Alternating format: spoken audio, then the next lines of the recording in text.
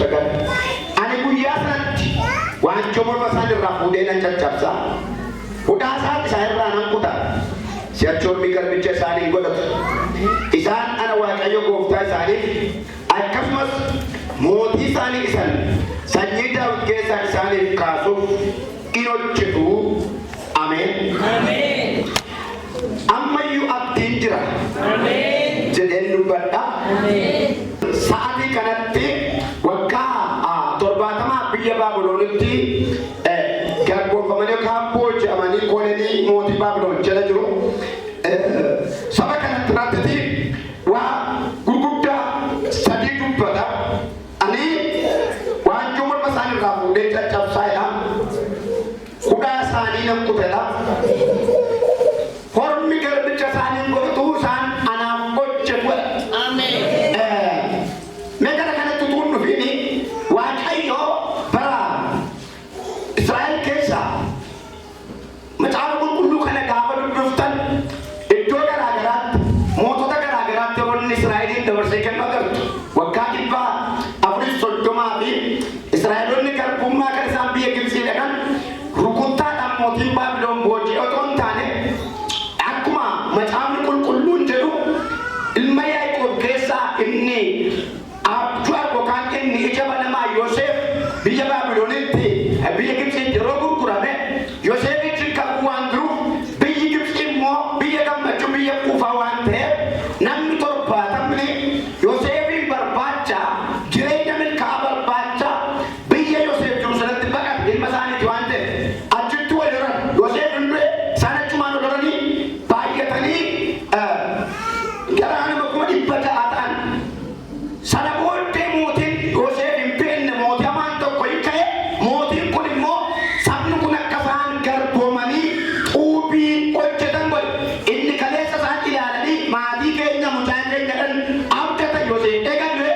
inni geggeessu orma waan ta'e inni ormi kun immoo ija ormummaatiin isaan garboomfate waggaa 430 maaliif jennaan gurguranii duukaa dhaqan adaba haa ta'u Waaqayyo watummoo dubbate akka isaan kooluu eeganitti galan inni taanu abboota firdi boqonnaa 6 lakkoofsa 12 kaaftanii yoo dubbiftan tokko kaaftanii dubbiyoota argachuu dandeessu batalee 11 kaaftanii sirriitti yoo dubbiftan kiliirisni godha waggaa 7 harka mootii miidiyaaletti laata saaba isaan gungumanii dhaaba isaa irratti ta'anii waaqayyotti hin barsiisuuf jedhee waggaa 7 immoo mootii miidiyaaletti galle. Waggaa 18 immoo mootii eegiloonni akka isaan garbooman godhu. Waggaa 40 immoo mootii Filisxeemiitiin akka isaan dararman godhu. Waggaa 70 immoo harka mootii Baabiloonitti kenne. Kana kan godhe Waaqayyo. Maaliif yoo jettan Waaqayyo amala isaa keessaa personaalisa baay'ee qaba. Waaqayyo ulfina isaa dabarsee hin kennu. Maaliif saba kanatu ituma Waaqayyo jaallatanii ituma Waaqayyo waaqessanii gidduutti gaafa haalli mijatu gaafa jireenyi itti tottolu Waaqa mataa isaanii biratti uummachuu jalqabu. Yeroo baay'ee jireenyi foonii kun kan isheen nama rakkiftu gaafa xinnoo namatti toltudha. Gaafa xinnoo firiidee yookaan immoo mirgaan jedhamu kun gaafa argamu foonni kun hamtuu Israa'eloon gaafa boo'an gaafa rakkatan Waaqayyotti Waaqayyo immoo yeroo inni saba kana yaadate garbummaa jalaa baasu immoo qooda Waaqayyoon galateeffachuu yeroo isaan jabbii hojjetanii Waaqayyo inni Gibxii nu baase warqeedha malee Waaqa biran mitii jedhatu jiru. Egaa Waaqayyo immoo yeroo hundumaa kan ofii isaatti uummate kan ofii isaatti dibate kan ofii isaatti itti dadhabe hormaaf taasisuu hin barbaadu. Isin mucaa keessa dhalchitanii guddiftan isin galee isin dhiisee yoo orma tajaajile yoo ormaaf hojjete yoo ormaaf bu'aa buusu isinitti hin tolu. Akka namaatti Waaqayyos akkuma kana. Maqaan isaa ulfaatu. Kanaaf daangaa isaa keessatti nama kaidan waan barbaadu kanarraan kan ta'e waggaa 70 anumatu dabarsee sin kennaa ilaame yeroo yaada Waaqayyo keessaa mucaan yeroo hundumaa garbummaa keessa oola fooniin garboomaa seexanaan garboomaa rakkinaan garboomaa chaalenjii addunyaa kanaan garboomaa oola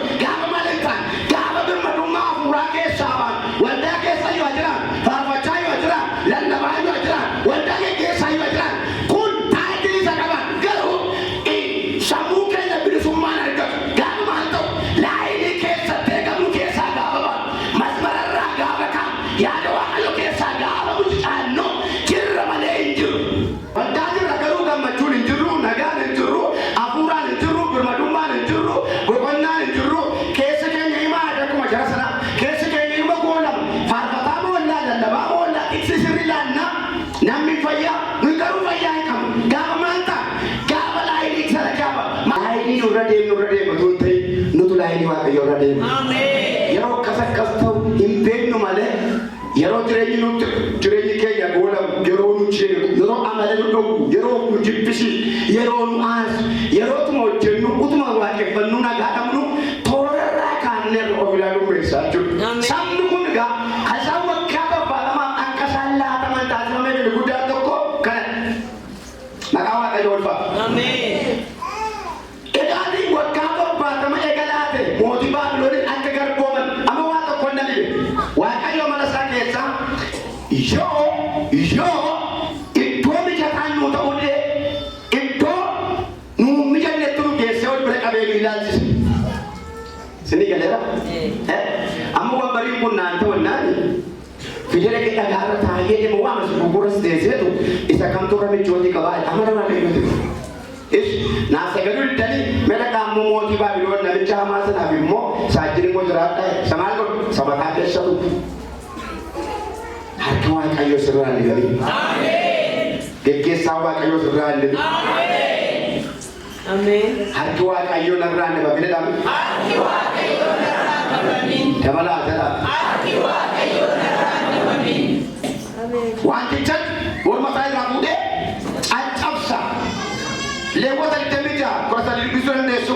Isaayyaas 10:27 akkasuma 14:25 dubbisuu dandeessu.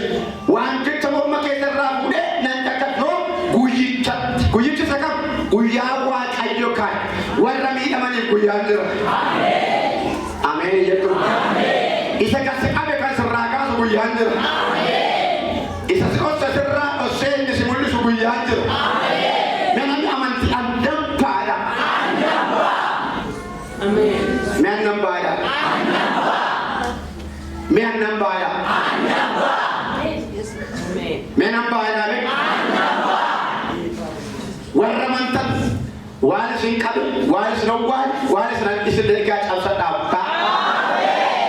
Maqaa Yesuusiin cabsadhaaf ta'a. Baachuun qabu kan jettu dhiiga walichaan mo'adhu kee hafe.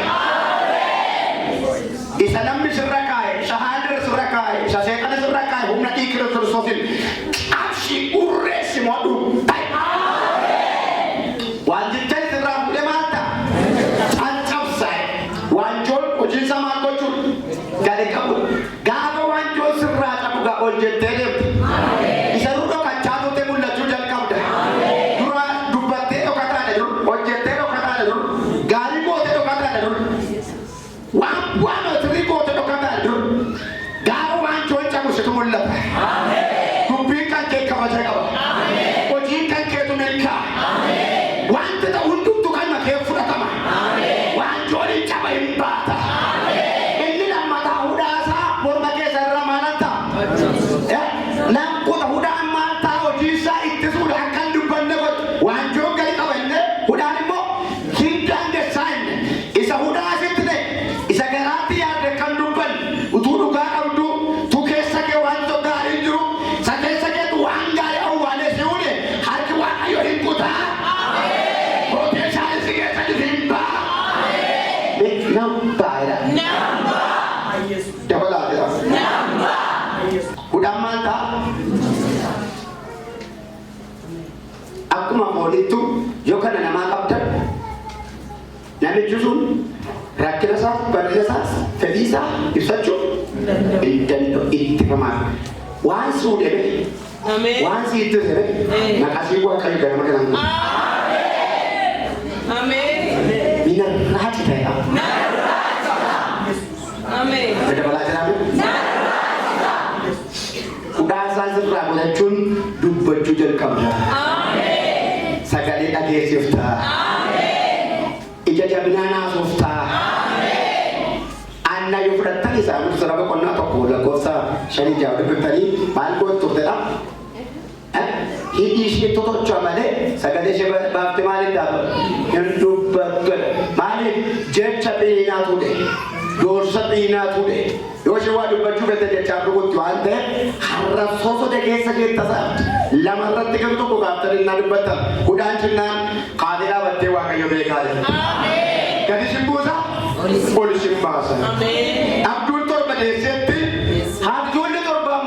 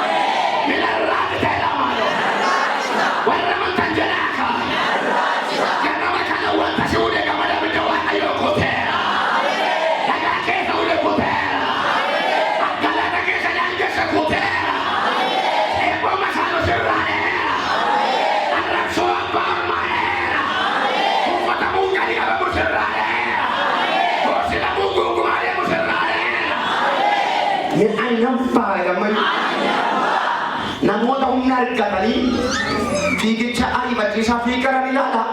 Waaqayyo nama itti humna godhuun qaba eme annan baay'ee dabali ammallee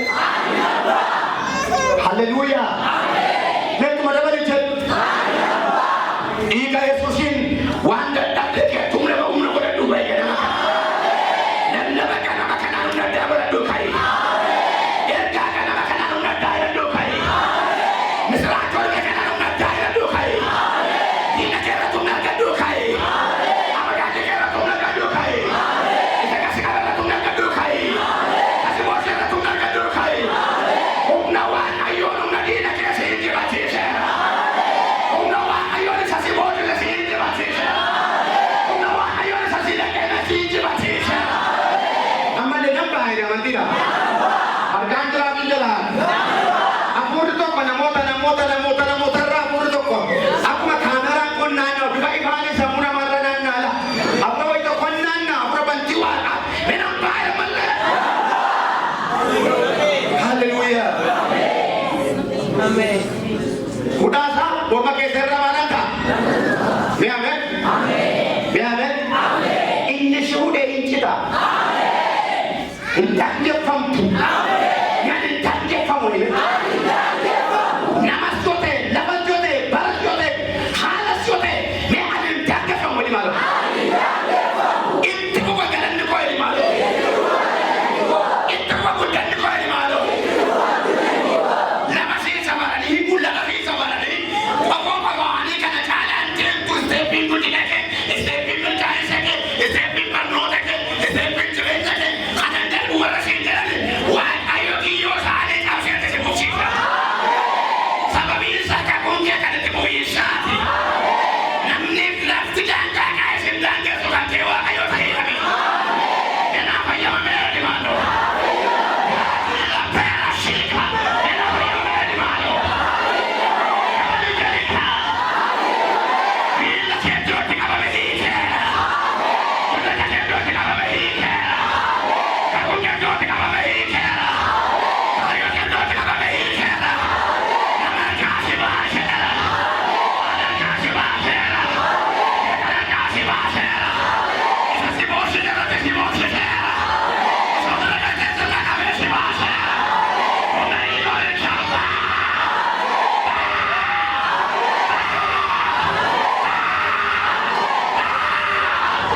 Kinaka kabantamba Kinaka kabantamba Kinaka kabantamba Kinaka kabantamba Beannamba Dawan Dawan Amma me waan amma kakeesse bu'aa jirtu gaa'imma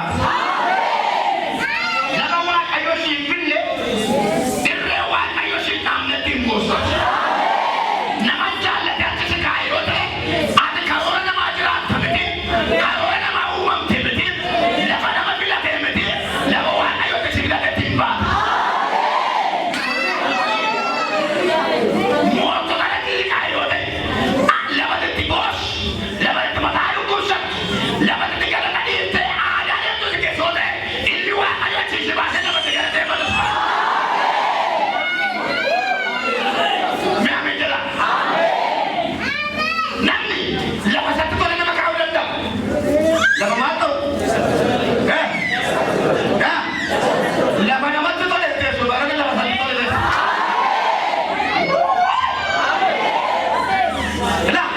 Ela. Haleluya. Amin damai Yesus cedera. Namni dapat mata se kusur tahu. Dapat sakot si potong ni sami je. Dapat si potong ni sami je tu si barbar. Yesus si poya kita barbar benda. Dapat kita kena tempat. Dapat kita bana langsung. Dapat kita haleluya.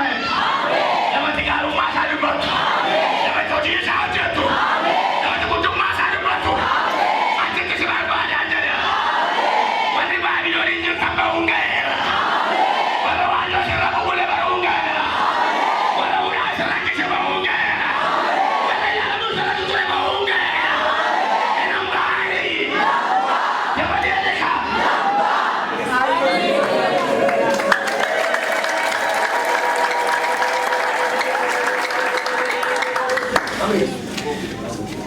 Udara kan pakai ramalan dah. Amari bagi udama. Udama. Cek apa baju dulu. Potensial ni kita bayar juga kerja dulu. Itu mana? Impam. Amin. Impam. Wakayo kawan saya umam lagi kerja tu. Lalu pun dia dah. Allah boga di bago tu tela. Aku lupa apa sih tu cakap bela. Tapi aku tu mah berada untuk terus. Wakayo dia bas. Amin. Ya bicara tentang nana sahabat aku tak enak. Thora kawan lain. Amin. Aku adalah selama taksi di kita kerana terus wakayo. Amin. Rakisa ke wakayo ini bisa. Amin. Kerana kerja. Tidak kerja. Udah kerja. Kayo kerja. Israelis. Isa sirapire, ukumato, inyumato, arrasuato, cepuato, impinato, ayo sirrachilis. Kota kata kota. Bisa nuti tora tiket. India tora kisah kali di sana. Dajaran nana temo, wana setiket nebak tenan, aci bokolo bazu jakabe, aci avocado bazu jakabe, aci portugali bazu jakabe, aci muzi bazu jakabe. Silakan pakai sayur kerana bagi bau jari kawan. Amin. Ada ke kata? Amin. Allah bagi nama Musa. Amin. Sanyi kerana batte kalau walam. Hal kerana sase marah kinasi ukam se wakif wamwa usubatte nama jadi kawin nama kasih nama Allah dek kabar batte. Karena makana abodi bata kisah seberata kisah beradu bukit. Ilang isa terlalu berbacem ni. Sirra taem lo kan mulan na sakaran si Noe. Isa orang mulan jo si Noe. Isa kan siente se. Isa sulo sa sirra lagi aja. Nama dia ni. Haleluya. Waktu sokau na sirra kahit ba. Ini sikasa jo himulan ta. Jujurah zaman itu. Itu kata endo tata. Boju tata, dan tidak bodoh tata. Yuaku cedera, cimbar dia awal itu sukaraja. Irjam dia sukaraja. Nampak yang mana? Cekakan nanti dia aku pun nanti Muhammad dia nampak.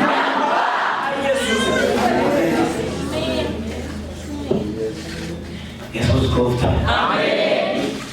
Amin. Menambah ada. Eropa. Menambah di meja.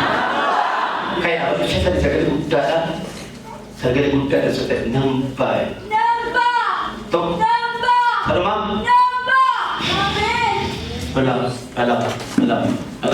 Lambat di kau bala benar game dia. Dalam kuno, bila dia ada dia nanti, bala dia. Setan awal berbat, setan mana dekatnya jual bati, lalu bikama, sotama mama tu kali bito sememendo, maratona, makuba, tebena, belada, rahabija, semuhonda. Setan mana dekatnya jual bati, bila sekarang dia ada dia. Mandara kata saya buat ini berada. Gola kata saya buat ini berada. Menambah ini. Ini batu. Ini batu. Hebat. Hebat. Itu tanah. Pada kali pada. Nanti si jalan dia ada menang pada hari. Nanti banyak di pada acak. Jalan dia ada mungkin ada. Siapa bisa siapkan calon jelas. Amin. Apa calon jelas? Amin. Undian calon jelas. Amin. Mana calon jelas? Amin. Apa lah calon jelas? Amin. Mana calon jelas? Amin. Ini kan kita kita pada. Setan juga makan kuda. Yo dibayar dong dah belajar dari yo itu. Itu macam kamu lupakan. Yo itu pada dari muka aku. Amin. Minam bagal tadi. Kung kambar mo tayo na kam media na daw kamar ke daw ila yang rata-rata. Ito wala man ito kita wala. Ela. Rasid ay ang bagal tadi. Ang bagal tadi. Rasid ang bagal tadi. Sa kalu tandar bae.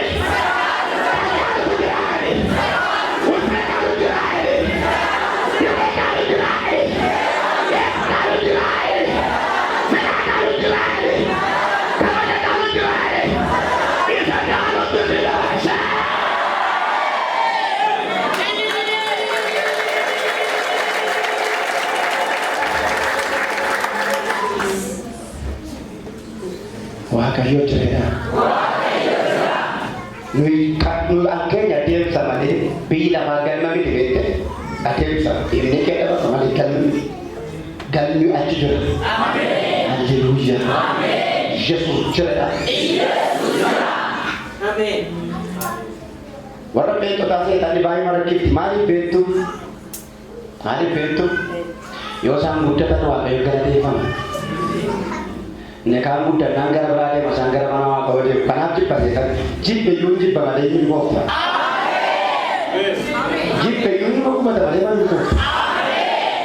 Situ saat pada macam nampak ini.